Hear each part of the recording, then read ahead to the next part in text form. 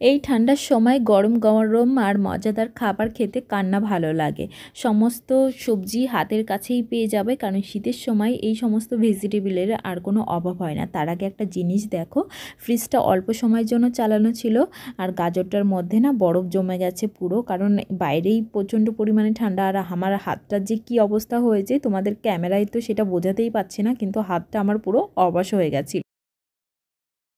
আজকে যেই রেসিপিটা তোমাদের সঙ্গে শেয়ার করব, এটার নাম হচ্ছে চিকেন ডাম্পলিং স্যুপ। দেখো, তার জন্য বাঁধাকপি, এখানে ক্যাপসিকাম, গাজর, বেশ পরিমাণ রসুন কুচি, আদা কুচি আর পেঁয়াজগুলো একদম ছোট ছোট করে কুচি করে নিয়েছি। এগুলো আরও ছোট হলে খুবই ভালো হতো। আর একটু ময়দা আমি মেখে রেখেছি। আর এখানে রয়েছে বোনলেস চিকেন, যেটা আমি মিক্সিতে ভালো করে পেস্ট করে নিয়েছি।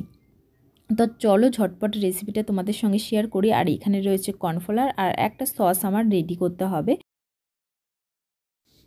বাটির মধ্যে দিলাম আমি টমেটো সস আর দেবো সয়া সস। এই দুটোকে একসঙ্গে ভালো করে গুলে রেখে দেবো। তোমরা যদি এই সসটা না পছন্দ করো তাহলে স্কিপ করতে পারো, কোনো ব্যাপার না। আর ময়দাটা আমি আগেই মেখে রেখে দিয়েছিলাম। ঠান্ডার দিনে কিন্তু গরম গরম স্যুপ হলে দারুণই মজা লাগে। আর বাইরে থেকে না কিনে আমার মনে হয় একটু চটজলদি বাড়িতে বানিয়ে নেওয়াই ভালো, কারণ শীতের সময় তো কোনো সবজিরই অভাব হয় না যেগুলো স্যুপ বানানোর জন্য প্রয়োজন হয়। আমরা কিন্তু নর্মালি ভেজিটেবল দিয়ে স্যুপটা বানিয়ে নিতে পারি। তার আর একটু টেস্টি করার জন্য আমরা এরকম ডাম্পলিং বানিয়ে নিচ্ছি। ময়দা আমি নর্মাল মেখে রেখে দিয়েছিলাম, সেটাকে ছোট্ট ছোট্ট লেচি করে নিলাম ফুচকার মতন। বেলার সময় তো একবার মনে হচ্ছিল এগুলো ভেজে ফুচকা বানিয়ে খেয়ে নিই।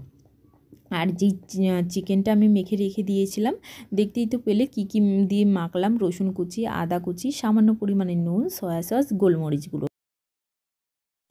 সত্যি কথা বলতে এইগুলো বানাতে আমার অনেকটাই কষ্ট হয়েছে। প্রথম না বুঝতেই পারছিলাম না যে কিভাবে শেপটা আমি দেব। ওই মোমোর মতন বানানোর চেষ্টা করছিলাম, কিন্তু কিছুতেই হচ্ছিল না। তা অনেক চেষ্টা করে এরকম আকারটা আমি দিতে পেরেছি। আর মুখগুলো যাতে না খুলে যায় সেই কারণে একটু জলও লাগিয়ে দিয়েছি। তোমরা যখন বানাবে তখন কিন্তু এরকমটাই করবে। আর দেখো, সবথেকে খারাপ ব্যাপারটা এখানে হয়ে গেছে যে আমার কাছে না ছিল সাদা তেল, না ছিল বাটার। তো একটু পরিমাণে সর্ষের তেলটা দিলাম, কিচ্ছু করার নেই। তোমরা কিন্তু বাটার ইউজ করবে এখানে, নাহলে সাদা তেল ইউজ করবে। দিয়ে আগে রসুন আর আদা কুচিটা দিয়ে সমস্ত ভেজিটেবলগুলো আমি ভালো করে ভেজে নেব। ভেজে নেওয়া হয়ে গেলে এর মধ্যে কিন্তু পরিমাণ মতন জলও দিয়ে দেবো। আর আমি যেহেতু বোনলেস চিকেনগুলো ইউজ করেছি আর যেই হাড্ডিগুলো বেঁচে ছিল সেগুলো কিন্তু ওর মধ্যে দিয়ে দিলাম। জলটা যখন ফুটে গেল ওর মধ্যে যেই সসটা আমি রেডি করেছিলাম সেটা দিয়ে দিয়েছি। আর এই যে আমার ছোট্ট ছোট্ট মোদাকের মতন মোমোগুলো বানানো হয়ে গেছে, এক এক করে জলটা ফুটে গেছে, ওর মধ্যে ছেড়ে দিচ্ছি। আর খুবই ভয়ে ছিলাম জানো তো, ভাবছিলাম যে মুখগুলো খুলে যদি সমস্ত চিকেন মিকেন এর মধ্যে এরকম এলোথেলো হয়ে যায় তাহলে আর কি হবে, কারণ এটা প্রথমবার বানাচ্ছিলাম এই ডাম্পলিং স্যুপটা, সেই কারণে।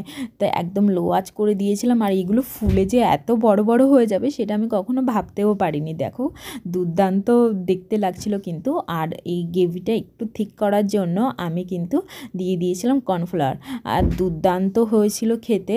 আর আমি যেই ডাম্পলিংগুলো বানিয়ে দিয়েছি এই জায়গাটায় কিন্তু তোমরা এই যে এরকম নুডলস বয়েল করেও দিয়ে দিতে পারো, সেটাও কিন্তু আর একটা টেস্টি খাবারও হয়ে যাবে। তোমার দাদাভাইয়ের কথা শুনে আমি একটু নুডলসও বয়েল করে দিয়েছিলাম।